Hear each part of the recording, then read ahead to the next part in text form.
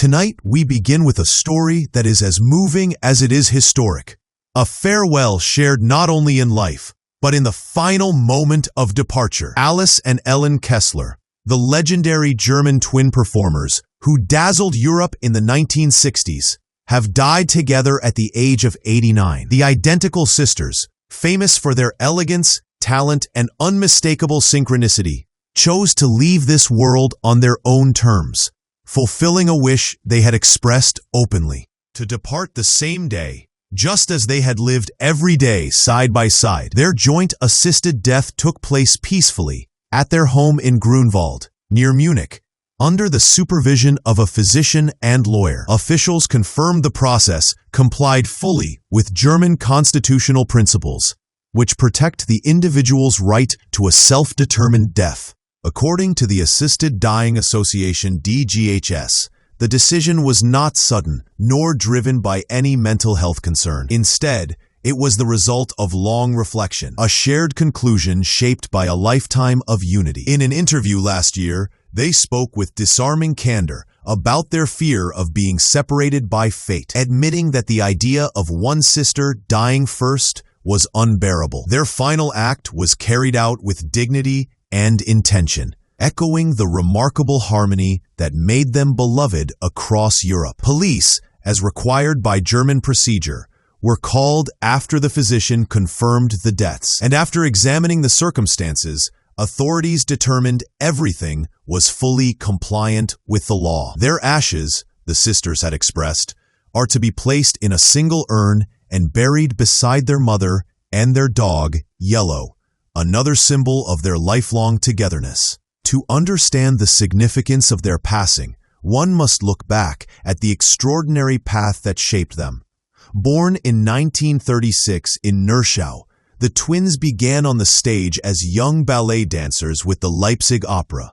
Their family's escape from East Germany opened the door to an international career that blossomed almost immediately. By the age of 16, their singing and dancing talents were drawing attention across West Germany. They represented the nation in the 1959 Eurovision Song Contest and soon became global performers. At Paris's famed Lido nightclub, they met stars like Elvis Presley and the renowned choreographer Don Lurio, who later introduced them to Italian television.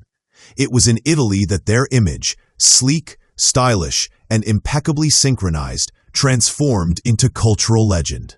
On Italian television, the Kessler twins became icons.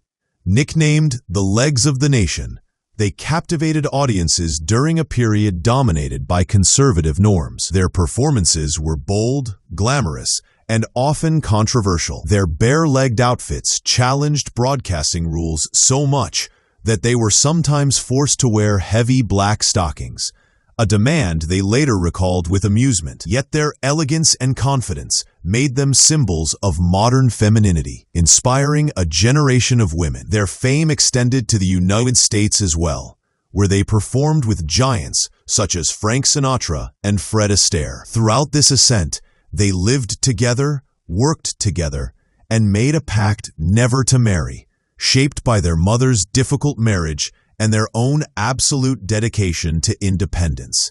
An independence they built not alone, but together. As the decades progressed, the sisters expanded their careers into film and theater, becoming fixtures of European entertainment. In Italy, they lived for many years in Rome's Trastevere district, absorbing the culture of a country that embraced them as its own. Their stage presence combined precision with charm, and audiences admired their unity as much as their talent. Even as trends shifted and television evolved, the Kessler twins maintained a timeless quality that kept them relevant. They often spoke about how their fame was shaped not only by opportunity, but by discipline. From their early ballet training to the demands of variety shows, they carried the same synchronized work ethic throughout their lives. Their later move back to Germany marked a quieter chapter, but they remained beloved figures, often interviewed about their extraordinary career and the unique bond that defined it. Despite their glamorous public life, The sisters' private choices reflected a deep sense of autonomy. Both had long, meaningful relationships. Ellen with actor Umberto Orsini, and Alice with actors Marcella Monte and Enrico Maria Salerno. But they agreed early on never to marry, believing that independence was essential to their identity. Their mother's experience with domestic violence profoundly influenced their refusal to rely on a partner for stability. Instead, they relied on their work, their audience, and above all, each other. In interviews, they often said they were feminists without realizing it, earning their own income from the age of 15 and navigating international stages with confidence long before women in entertainment had full agency. Their partnership, both professional and personal, became a living example of strength through mutual trust.